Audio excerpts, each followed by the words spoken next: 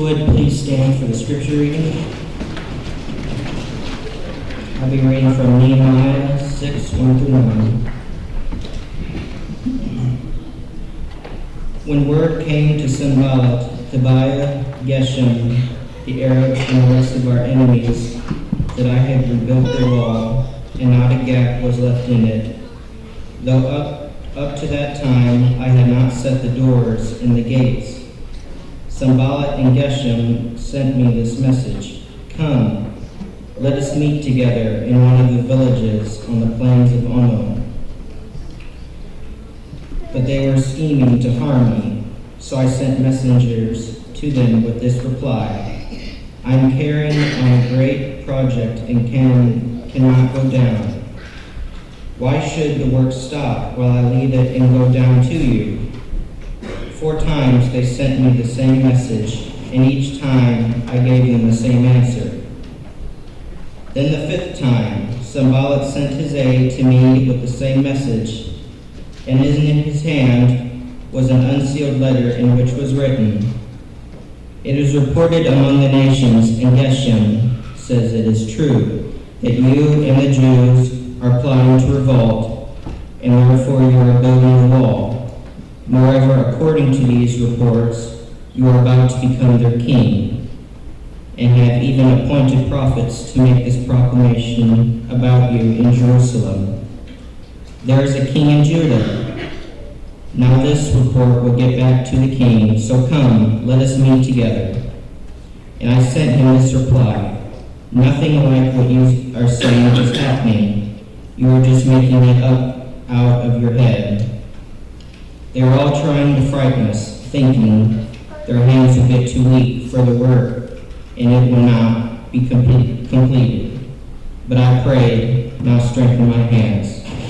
This is the word of the Lord.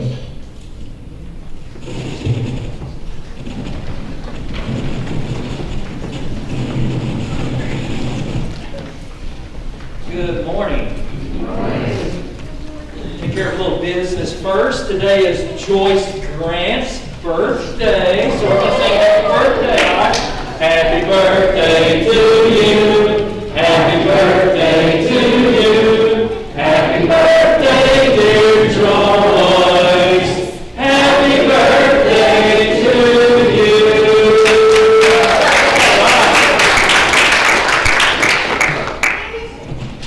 Do what? Her birthday's tomorrow. Yeah. So you can call her tomorrow and sing a solo. All right? There you go. Yeah. And also just want to wish everybody happy Father's everybody. You know, my daughter, Heather, she texted me and she goes, "Happy Father's Day. Love you." And I almost texted back, "Happy Father's Day to you too." You know, no, I can't do that. That's kind of weird, wouldn't it? Yeah. So anyway, but you know, there's something about we men. And you women, you can amen if you like. We don't follow directions very well. I mean, you know, men, it doesn't matter if you're a dad or not. I'm sure all men have done this, young, old, or whatever. But you go and you buy something. You know, whether it's a piece of furniture, lawnmower, or some other kind of piece of tool, or whatever. It could be a ping pong table, which we did one time. And you know, it's like you open it up and you go, you know, who needs directions? I mean, look at the picture. I mean, how hard can it be? And so you open it up and you pour out all the stuff, and there's like 1,800 or 1,000 screws and nuts and bolts, but no problem, Rick. You know what? I mean, I can tell which hole that goes in. That's a bigger one. So, you know, no problem. And then about 3 days later, with about 13% of the thing completed, your lovely wife says, "Read the instructions." You know, or maybe you just determined on your own, "I need to read the instructions." Reminds me one time, Jerry and I, we love Rocky Mountain National Park in Estes Park, Colorado. It's one of our favorite places on the planet. And probably about 25 years ago, we started hiking some of the trails. And we did some of the easier type trails, but one time we came up to Ypsilon Lake Trail. And it was right after lunch. And we started reading about it, and it was 4.5 miles up, 4.5 miles back, 9-mile round trip. Said it would take about 6 hours. And so we were thinking, you know what? We've hiked a lot of trails in Missouri. 4 miles, honey, we can do 4 miles in an hour. We have to really slow down just to try to get an hour workout in on the trails. You got a handheld mic? I got one right here. Here's one.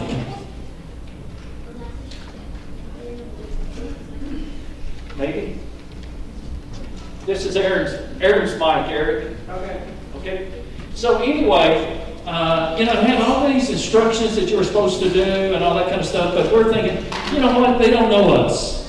I mean, we can go and we can hike a trail up in Missouri, 4 miles, it didn't even take us an hour. It was saying it was going to take about 6 hours.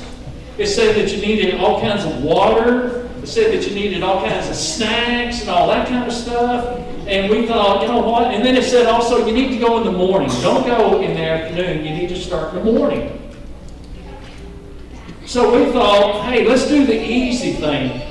I think if we just go ahead and do it now, and probably the 6 hours is because you're lugging all this water, and you're lugging all of these snacks, and plus you're early in the morning, and so you're kind of drowsy. You know what, honey? I think we can get this thing done in 2.5 hours. Piece of cake. This is no joke. I mean, we've been hiking probably 3.5 to 4 hours. We're still not at our destination going one way.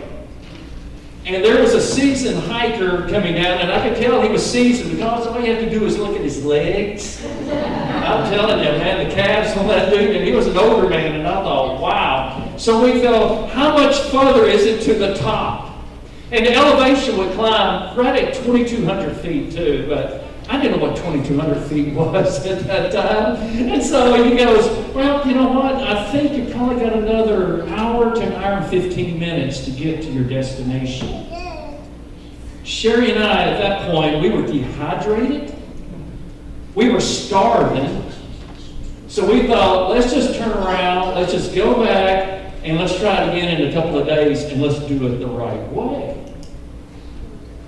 It had been a whole lot easier, and would have turned out a whole lot better, which it did 2 days later when we did it according to the instructions, than if we would have done that the first time. And I was thinking about Nehemiah. Do you think that Nehemiah, in rebuilding the wall, the city of Jerusalem, God had put it on his heart to go back and to rebuild the wall? Do you think he had a lot of peace in what he was doing and what God had put on his heart to do? The rumor that the enemies had started against Nehemiah and the Israelites, that they were going to send back to the king, that, oh, you know what Nehemiah is really doing? Nehemiah really is fortifying the city. He's going to put together an army, and he's going to make himself the king, and they're going to attack you. He's building this powerful military force. That's what he's doing. And Nehemiah, if you don't stop, we're going to send that information to the king.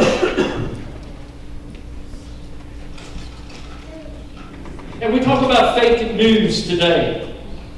I mean, fake news has been going on a long time. Because I love what Nehemiah said. He goes, you know what? You don't even know what you're talking about. Man, you're just talking out of your head. That'd be a good verse for us to memorize, right? Sometimes. But there wasn't any peace because he knew that they were telling him, hey, if you come and you meet with us on the plains of Oh No. First thing is, if anybody ever asks you to go meet anywhere that's called Oh No, that is not a good sign. Because he's saying, yeah, right. Because he's saying, you know what? I know what y'all are doing. Y'all are planning to ambush me. You're going to kill me. If I go and I meet with you, you're going to kill me. But on the other side, Nehemiah knew that, hey, if this information gets back to the king, and this rumor gets to the king, this lie gets to the king, he's going to kill me. So Nehemiah is between a rock and a hard place. There's no winning for Nehemiah. What would you do? What would you do if you were Nehemiah?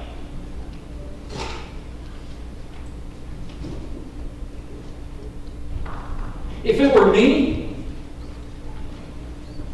I think I would try to find an easy way out.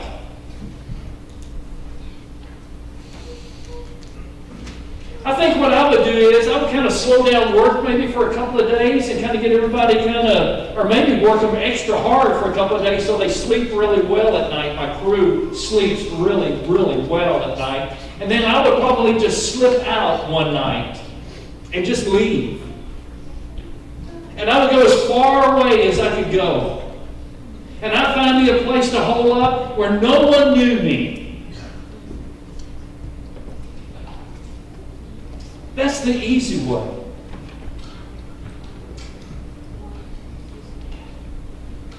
But he would have been disobedient to God.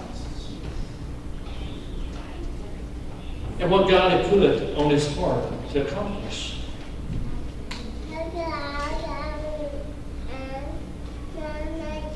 Nehemiah choosing to obey God.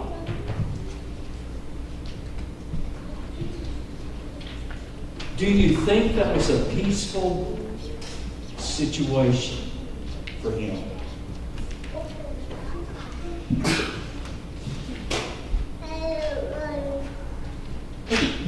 Peace rarely comes before obedience.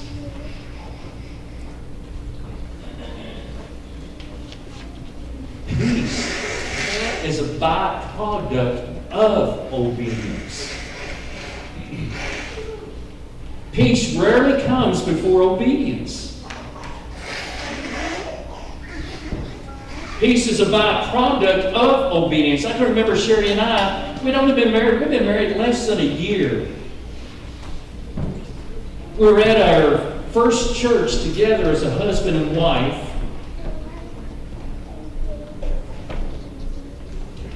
And we had a men's meeting, which is never a good thing. We didn't have elders. And the reason I say that's not a good thing, because God in his wisdom gave us shepherds. Every man that ever went to that church and that wanted to come to that church had a major voice as anyone else. And they could be the most unspiritual person on the face of the planet, but yet they still had a major voice in making spiritual decisions for the kingdom, which never made any sense to me. But we're in this men's meeting. And one of the older brothers started slandering a preacher from another city that I admired very much. This preacher had really blessed my life in so many ways. But yet he sat there and he just slandered him and he gossiped about him. He was telling things that I'm like, man, that's just not true. But I didn't say anything. And finally, after about 20 or 30 minutes of sitting there and listening to that, the only question that I asked was, have you ever talked to this preacher? Do you even know this preacher? And his answer was no on both counts. So I go home and I tell Sherry about it. And I was really upset. And I was very anxious. Because I knew what God was telling me to do. God was telling me, David, you need to go and talk to your brother here that had just slandered this preacher and gossiped about this preacher and lied about this preacher, because your brother's soul is at stake.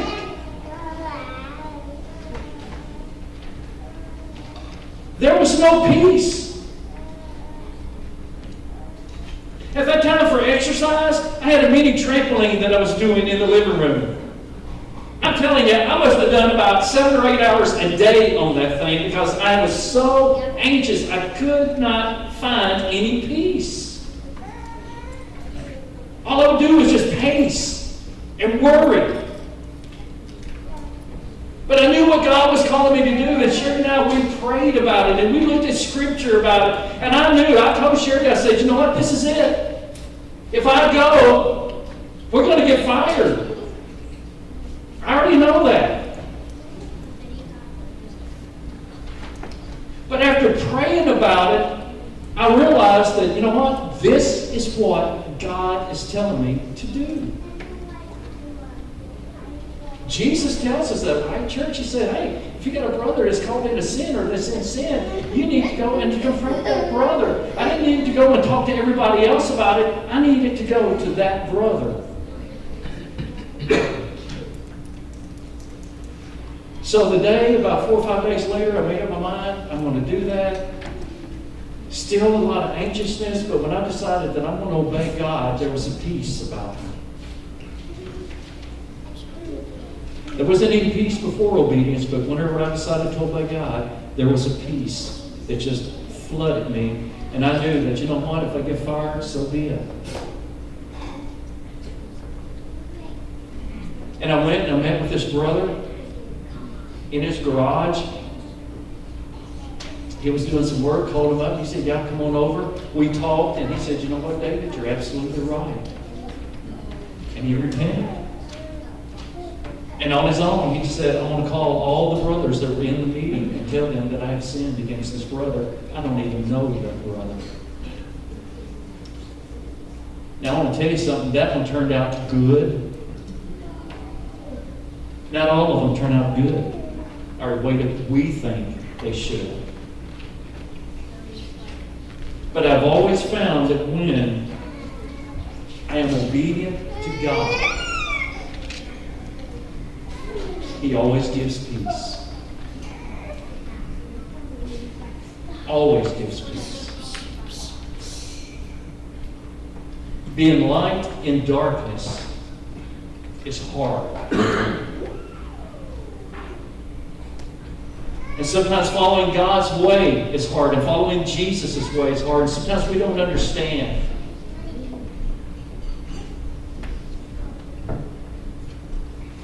But the purpose of God in your life and the purpose of God in my life is to transform us.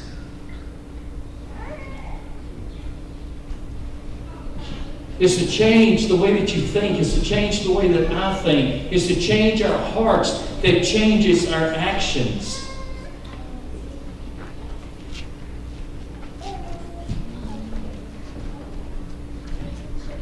And so I want to ask you today, in what area of your life,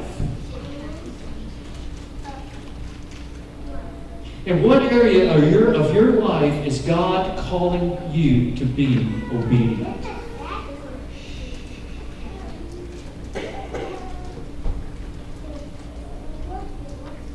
See, I get around a lot. I've talked to a lot of you.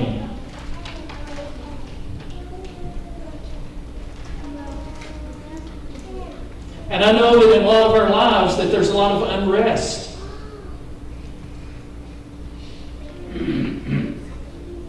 And there's a lot of anxiousness about a lot of different things.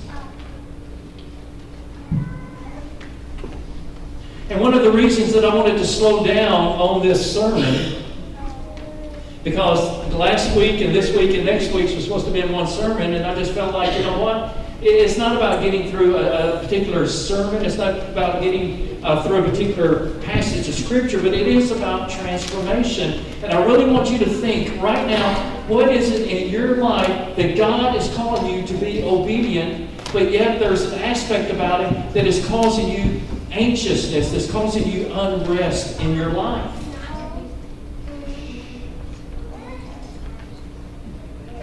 Is God calling you to forgive someone?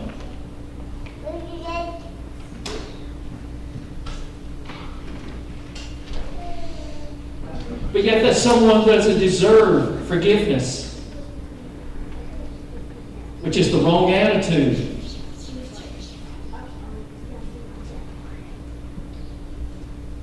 There are many of us sitting in this room right here that that's exactly where we are right now. And we deal with a lot of anxiety, and we deal with a lot of depression, and we deal with a lot of anger. Because we know what Jesus is calling us to do, but it's not easy. Obedience is greater than easy. And what's the easiest? It's not about what is the easiest, but just like Sherry and I on that trail, or just like us men, whenever we buy something, we just want to look at the picture and begin to put it together according to the picture instead of reading the instructions. It's not going to get done in your life. You're not going to experience the peace that God has promised you that comes through Jesus Christ. So what is it in your life today that God is calling you to be obedient?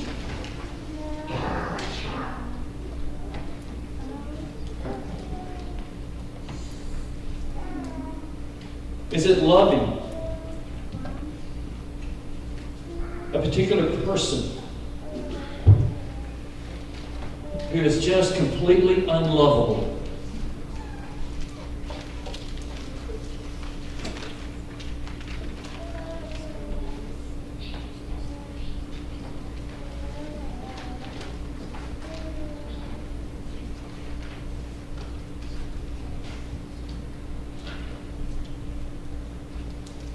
Last week, in talking about being consistent,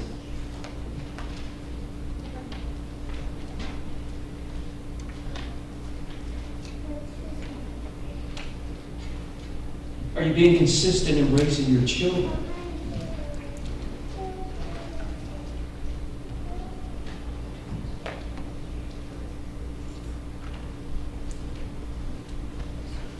Sherry and I, whenever Heather was born, and after she got to be, I don't know, 3, 4, 5, 6 years old, in that age range, Rugrats was all the rage. I don't know, Rugrats may still be the rage. I don't know if it is or if that's just out the door or whatever.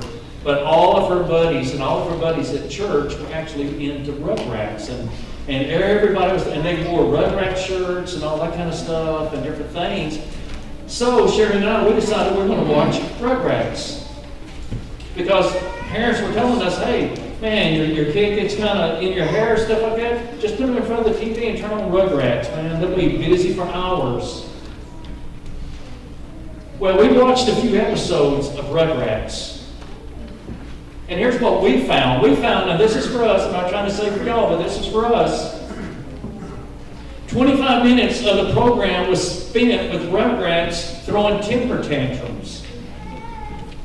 And screaming and throwing things and yelling and being disobedient and all of that. And then the last 5 minutes, it flipped. And then that was the good part. So we started thinking with Heather, wow, we don't want her sitting there watching 25 minutes of these kids throwing these temper tantrums. And yelling at their parents and yelling at each other and hitting on each other and all of that kind of stuff. Even if the last 5 minutes it kind of flips it, because 25 minutes is going in all of this garbage. And I can remember when Heather's friends would come over. As a little kid, first thing, they want to watch Rugrats. That was hard as a parent to say, no, not in this house. See, the easy thing would have been, oh yeah, I guess since you got one of your buddies, go ahead and watch Rugrats. Or maybe when we were kind of having a hard day or whatever, hey, Heather, just sit down, just go ahead and watch Rugrats. But God has gave us the responsibility with Heather to raise her up to know the Lord, to raise her up in the Lord. And He's done the same thing with your children, those that have children right now. He's given us the responsibility. He's given us to be stewards of them. And the question is, when I stand before God on the day of judgment and He asks me about my daughter and what I did with my daughter, what am I going to say? So what we did was we found all kinds of other programming.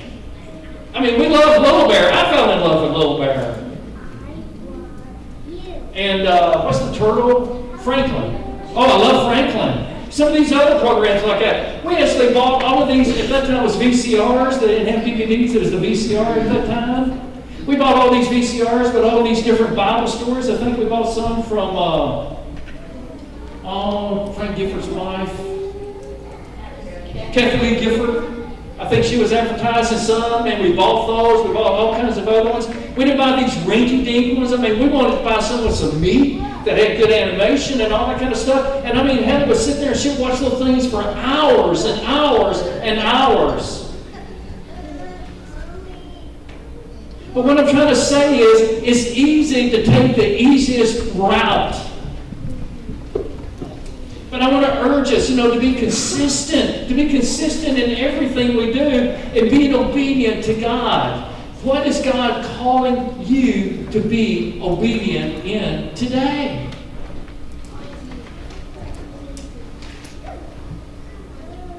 I was talking to someone just recently. Man, they've got some dreams. They're not in their dream job. And it's different. And it won't be easy, but I encourage them, go for your dreams. If you feel like this is God's calling on their life. This is God's purpose in their life. Not to be doing what they're doing. And so they're making plans now, and it's going to take a while, but there's things they have to do consistently to get to that point for this individual to be able to fulfill their dream and what they feel like God is calling them to do. See, so often we look at our children and things that we want to do in their life as they grow up, and we go, oh, no, you don't want to do that. That's going to take forever. Or you're not going to make any money doing that.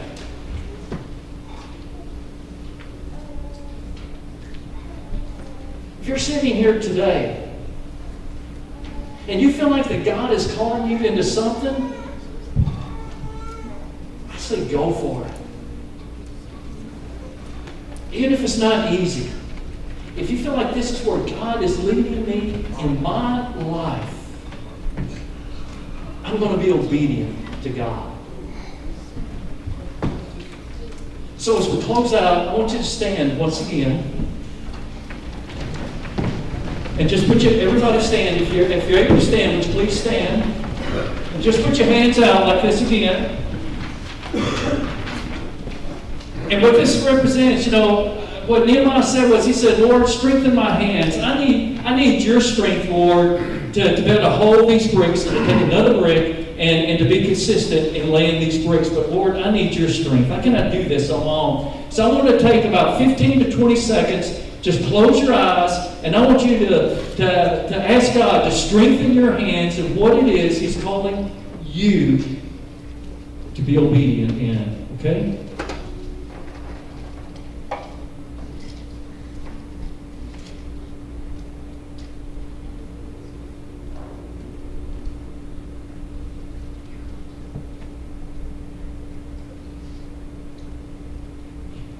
And Lord God, we do pray that you will strengthen our hands. And the whole church said, Amen. We're going to sing it.